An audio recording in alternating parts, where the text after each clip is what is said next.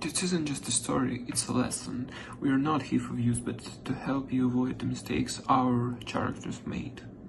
The server had just set down our entrees when I said it, not cruelly, not with attitude, just quiet, direct honesty, like I was pulling off a Band-Aid.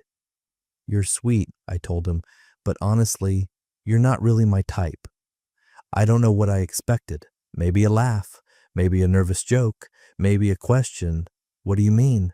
Or, "So why are we even here?" Instead, he just looked at me. Not for long, just a blink too long. Then he nodded, calm and even, and raised his hand for the check. I hadn't even touched my chicken piccata yet. He slid his card into the folder before I could reach for my purse.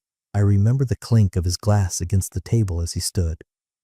"Take care," he said, and walked out. Just like that. No sarcastic goodbye, no protest, no flinch. He didn't even look back.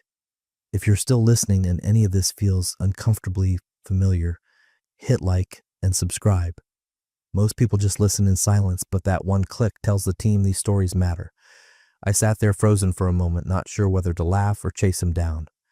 The server returned, receipt in hand, looking confused. I forced a polite smile and boxed up my meal, though I knew I wouldn't touch it. By the time I stepped outside, he was gone. No car waiting, no figure down the block, no shadow at the corner, just empty sidewalk and the hum of traffic. That was Saturday night. By Monday morning, his number went straight to voicemail. By Tuesday, his Instagram was wiped, Facebook too. LinkedIn still existed, but stripped bare. No profile photo, no location, just a gray silhouette and a single line. Formerly reachable. I wasn't heartbroken. We weren't serious. We'd been on, 3, maybe 4 dates? But something about the way he left clung to my ribs. It wasn't heartbreak. It was absence. Like I'd opened a door and found nothing behind it. Like I'd been edited out of something I didn't know was even being written. I told myself he was overreacting, sensitive, maybe a little dramatic. But then I remembered the way he'd looked at me, not angry, not hurt, just still.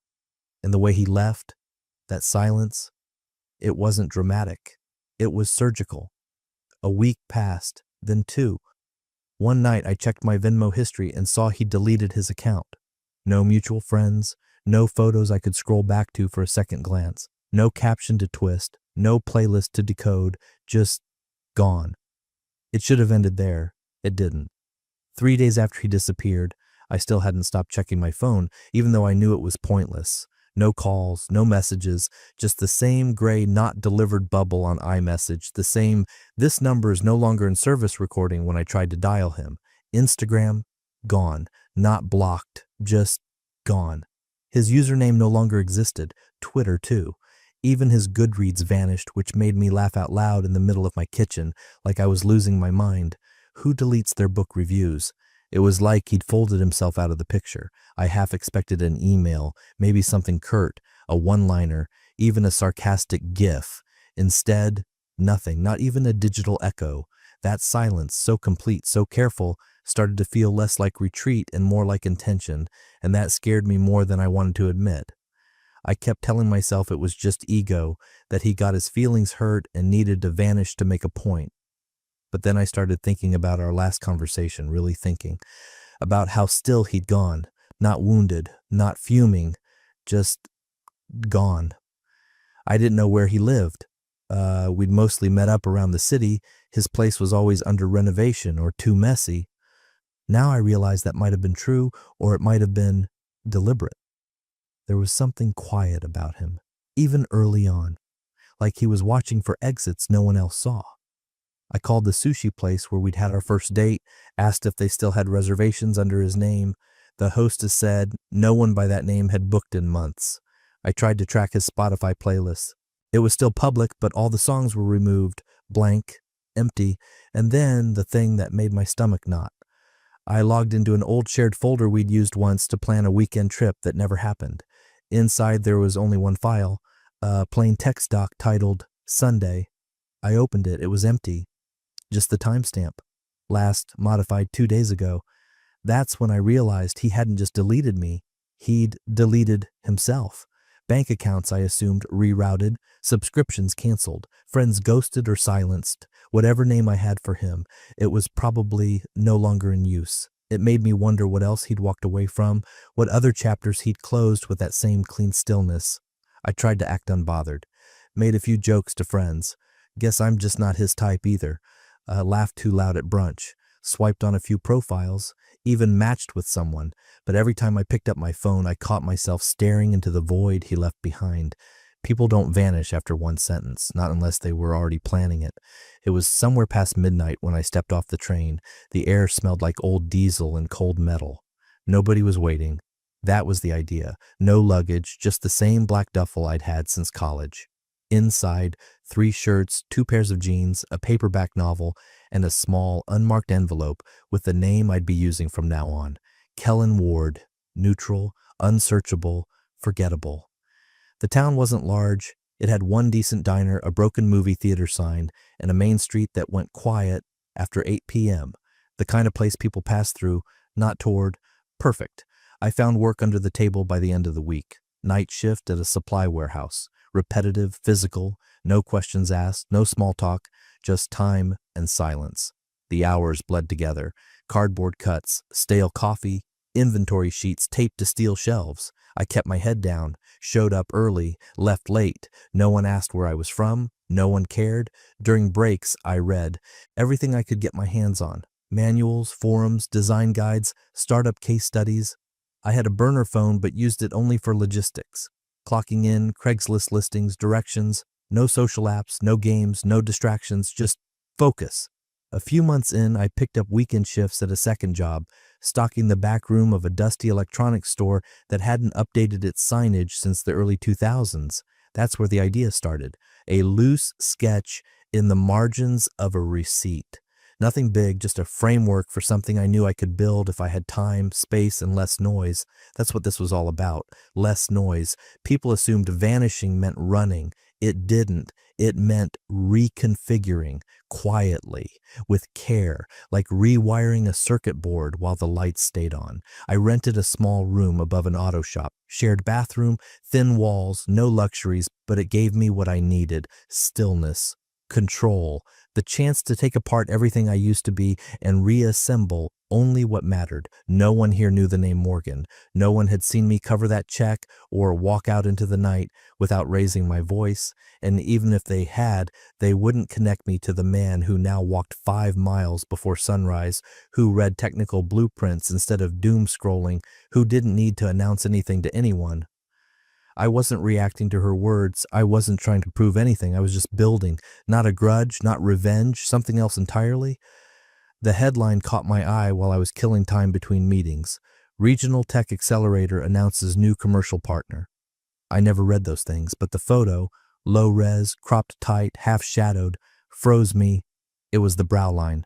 That calm tilt of the head, the way he stood, like he knew exactly where the exits were but didn't need them. My fingers hovered over the screen. The name listed was unfamiliar, Kellen Ward, but something in my gut tightened. I clicked the link. The profile was almost empty. No background listed, no education, no previous companies, just a single line under the name, founder, advisor, builder. I didn't blink, just opened a new tab and started digging. There wasn't much. A couple short interviews on obscure startup blogs, mostly focused on hardware design, supply chain issues, small-scale prototyping, investor challenges. In every article, his photo was either blacked out, profile only, or cropped from behind. Every answer was short, calculated, free of anything personal. One interviewer mentioned he was intensely private, that he'd never confirmed his real name and preferred to stay in the background while his work did the talking. I slammed my laptop shut, heart racing, then opened it again. Could it really be him? I pulled up his old number, more out of muscle memory than logic, and typed, "Is this you?" The message went green immediately, undelivered. I copied the number from the press release's media contact line and tried that instead. "Sorry to bother you," I wrote. "This might sound strange, but were you ever in New York? Did we ever have dinner at Leona's on 3rd? No response. A few hours later, I found myself scanning through photos of our last date. I zoomed in on the angle of his jaw, the way his fingers curled around a wine glass. I opened one of the press release thumbnails and compared the silhouette. The watch looked similar. The shoes, too, Same low-profile leather, no branding. Subtle, intentional. I thought of the way he'd said goodbye. So simple. Take care. Now I wondered if that had been a blueprint, not a farewell. A week later, I mentioned it to my sister over wine. She laughed. You sure it's not just your ego? Maybe the guy moved on. Maybe. Or maybe the man I casually dismissed over dinner had gone underground, rebuilt, and was now orbiting success just far enough from recognition to stay clean. The idea unsettled me more than I liked, because if that was him, if it really was, then I hadn't just underestimated him. I'd misjudged the silence. The first version of the prototype barely worked, a mess of wires, uneven solder joints, a casing made from cut-up plastic folders, and scavenged appliance parts. But it functioned just enough to prove the concept. I remember testing it on the floor of that cold room above the garage, watching a row of LED indicators blink to life in sequence. I didn't smile, I didn't cheer, I just exhaled once, long and slow, then wrote the grant proposal the same night. I submitted it under the name Kellen Ward. On paper, Kellen was a first-time founder from the Midwest with a blue-collar background and a knack for efficient design. I gave him a modest story, just enough detail to make him real, just enough ambiguity to make him untraceable. The grant came through faster than I expected. $15,000 and access to a small development lab outside of town. I used every hour it gave me, improved the boards, adjusted the casing, rebuilt the firmware from scratch. I taught myself CAD, ordered low-quantity parts, worked nights, and slept in 2-hour shifts. I kept my warehouse job for 3 more months just to keep the paper trail clean. It was never about vengeance, not then. It was about making something that worked, something precise, durable, quiet. A mentor noticed, retired electrical engineer. He visited the lab once a week, asked hard questions, offered harder feedback. He didn't care where I'd come from. He liked the way I listened without ego and adjusted without protest. You're rare, he said. You let your work speak first. Through him, I met a local investor, not flashy, not loud, old school. Ran a family fund with a low profile but sharp instincts. He liked the product. More than that, he liked the way I handled the questions. He wrote the first check with 2 conditions, no press and no shortcuts. We kept everything under the radar. Quiet LLC filing, clean IP assignment. Local manufacturers only. We branded it as a modular toolkit for small-scale automation, useful in warehouses, labs, even farming. It wasn't revolutionary. It was just smart, tight, thoughtful, like the kind of person I'd spent months becoming. We named the company Meridian Systems, a quiet word, balanced, global. It fit. I was careful about everything. No photos, no bios, no public events. Our site listed team members by initials. We used a shared inbox. We didn't announce launches. We sent samples. Let the results travel faster than any press release ever could. But success leaves a trail, even if you sweep behind you. A journalist mentioned us in a roundup piece. A blog picked it up. Then a startup scout flagged our patent filing. I saw the traffic spike on our site and didn't flinch. If she saw it, so be it. Let her wonder, because this wasn't about proving her wrong. It wasn't even about her anymore. It was about turning absence into structure and silence into something scalable. It was a Tuesday evening in early spring, the kind of night when the air still carried winter's edge, but the promise of something warmer lingered just under it. The event was small. Local founders, regional investors, university sponsors. Nothing flashy. Just folding chairs, catered finger food, and a short speaking list pinned to the lobby wall. My name wasn't on it. Kellen Ward was. I took the stage third, 10 minutes, no slides. Just a handheld mic, a low platform, and a quiet room. I spoke plainly, walked them through our modular system, the challenge it solved, how we'd scaled without noise, no overpromises, just clarity. I remember locking eyes with a man from a logistics firm in the second row, nodding at his subtle lean forward when I explained the retrofit design. That's when I felt it, a shift. Back row, left side. She was sitting completely still, one hand resting lightly on her knee, the other curled around the stem of a wine glass she hadn't touched.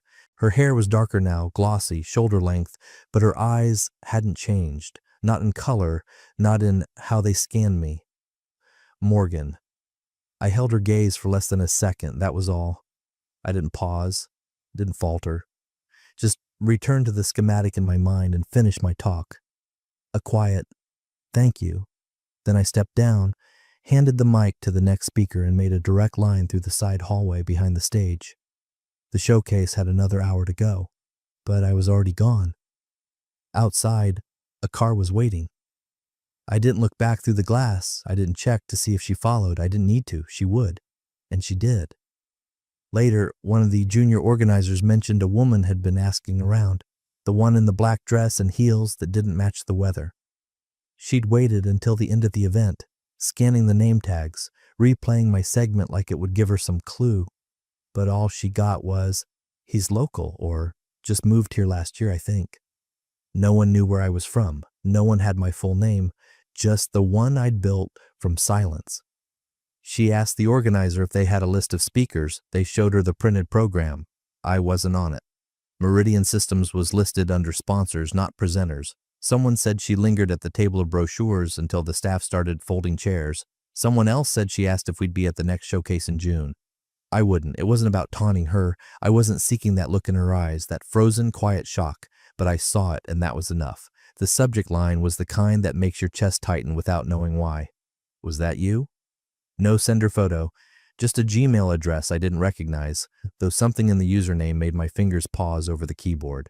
I opened it anyway. 5 lines, no greeting, no signature. I didn't mean what I said that night. I was nervous. You were kind. Too kind. I regret it. I read it twice, then once more, slower, as if reading would turn it into something other than what it was, a small attempt to pry open a door she'd long since closed herself. I didn't reply. I forwarded it to my assistant with a single note. "Add to archive." The next message came 3 days later. This time, longer. She wrote about timing, misreading people, something about therapy and personal growth. I didn't finish it, just clicked forward again. Archive. The third one arrived after midnight the following week. It opened with a link to an old restaurant review, Leona's, where we'd had our last dinner, and ended with a single sentence, "I keep wondering if we ever really met, or if I just missed it while it was right in front of me." Archive. A month passed. She tried a different email, this one from a work domain I vaguely remembered her using years ago. I flagged it without opening. Then she showed up. It was a Thursday. We were reviewing the second prototype batch when the front desk rang through. "Hi, there's a woman here," the receptionist said, trying to keep her voice neutral. "She doesn't have an appointment, says she knows you." "Name?" I asked, though I already knew. She said her name is Morgan. She asked for Kellen Ward, but she looked uncertain saying it. I took a long breath, let the silence stretch until the receptionist spoke again. "Should I tell her to wait?" I replied with 3 words. "No appointments today," and hung up. Later, I checked the security camera footage, not because I needed to see her, but because I wanted to confirm what I already sensed. She didn't look angry or even hopeful. She looked lost. She stood in the lobby for 7 minutes, pretending to read our brochures, nodding along to elevator music, checking her phone like she was expecting something to change. Then she walked out. No drama, no scene, just the quiet realization that whatever version of me she remembered no longer answered doors. The envelope arrived on a Wednesday. No return address, just her name, typed in neat serif on a matte label. Inside, 1 black card, thick and weighted like something from a high-end boutique. Simple lettering in silver foil, private preview Meridian Project launch. By invitation only, no explanation, no RSVP link, no dress code, just a date, a time, and a location, an old renovated observatory turned event space on the edge of the city. She stared at it for a long time. Then she booked a blowout, chose the navy dress that made her feel powerful, nude heels, gold accents, makeup with a touch more definition than usual, the look of someone prepared to be forgiven, or at least recognized. She arrived early, hoping that would help her blend in. It didn't. The venue shimmered, white lighting, glass sculptures, a string quartet tucked in the corner. Waiters moved like whispers with trays of champagne and tiny hors d'oeuvres. The crowd was tasteful but distant. Conversations low and efficient. Nothing loud, nothing wasted. She scanned every face twice before she saw me. I was speaking with a small group near the stage, nodding once, Then stepping up to the mic just as the lights dimmed, the audience quieted with practiced ease, she drifted to the back, behind a hedge of photographers and guests with lanyards. "Thank you all for coming," I said. That was it. No speech, no backstory. Just a short nod to the crowd, a tight smile. "We've worked quietly. We're ready now. Welcome to the Meridian Project." Applause, flashbulbs. Her hand lifted halfway in the air. I looked straight at her and nodded. Not warm, not cold, just polite. Then I turned to the investor beside me, handed him the mic, and walked off stage. She didn't follow. Couldn't. There was no direct path. The crowd began moving again, filling the space I'd just left. Waiters passed. Glasses clinked. The moment dissolved. She lingered near the art installation by the east window, waited, checked her phone twice, scrolled aimlessly through the event page for a schedule. There wasn't one. No interviews, no Q&A, just flow, just people, just product displays and soft music. I never came back out, at least not in her line of sight. She watched the photos go up in real time, social tags, mentions, a few startup journalists smiling with champagne in hand, but not a single tag for me. Not one confirmed shot with my name, just the same blank presence moving behind tinted glass. She didn't leave angry. She left quieter than that, almost respectfully, because now she knew I could acknowledge her presence without giving her anything else. The air outside was cooler than expected for late spring, with a quiet breeze that pulled at the hem of her coat as she waited beside the valet podium. One hand clutched the clutch bag she hadn't opened all evening. The other hung uselessly at her side. Every time the valet brought a car around, she lifted her head. Not him, not yet. Then, finally, he stepped out. No entourage, no fanfare, just quiet confidence in his stride, shoulders square, calm eyes scanning the lot without urgency. He moved like someone who no longer owed anyone an explanation. She stepped forward before she lost her nerve. He saw her, didn't flinch, just stopped. "Can we talk?" she whispered, almost too quietly for the valet to hear. "Just for a minute." He didn't answer, not right away. "I was stupid," she said. "You were different. I didn't know how to read it at the time. I said something I didn't mean." Still nothing. She reached out and touched his arm, lightly, like testing glass. "I was wrong." He looked at her then, not coldly, not with pity, just with clarity. "You weren't wrong," he said. "You were honest." She blinked. "What?" "You told me I wasn't your type," he continued calmly. "So I made sure I'd never be." His voice wasn't cruel. It didn't rise. It didn't crack. But it landed like the last nail in a door that would never open again. Her hand fell to her side. "But you changed." A small, sad smile tugged at his mouth. "No," he said. "I just stopped trying to be someone else's version of worthy." Silence fell between them, heavy and absolute. Her lips parted like she might say something else, but no sound came. The valet rolled up in a sleek black sedan, and without a word, he stepped forward, tipped the driver, and opened the door. She stood motionless, framed by the low glow of the parking lot lights, watching the man she'd once dismissed disappear into the kind of life she now realized had nothing to do with proving himself to anyone. He never looked back, and that line, so soft, so final, replayed in her mind as the taillights disappeared down the hill. "I made sure I'd never be." She stepped closer again, trying one last time to bridge a gap she no longer understood. Her voice was barely above a whisper. "Can we start over?" I looked at her, not with anger, not even with sadness, just with the calm of a man who no longer carried anything he didn't choose to. "We didn't end," I said, steady.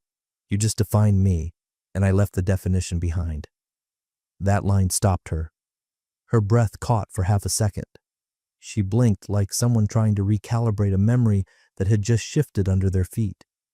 Her lip quivered, not dramatically, not for show, just a small ripple of everything she hadn't expected to feel. Maybe she thought showing up, saying sorry, would be enough. Maybe she assumed that people you discard quietly stay where you left them. They don't.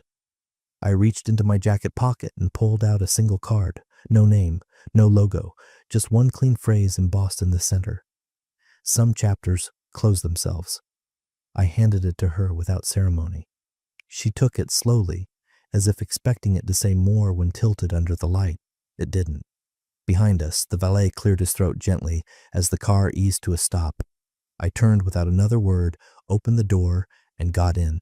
Through the window, I saw her standing there, heels planted on the concrete, black card in hand, the soft shimmer of event lights outlining her like a fading portrait. She didn't call out, didn't knock, didn't try to follow.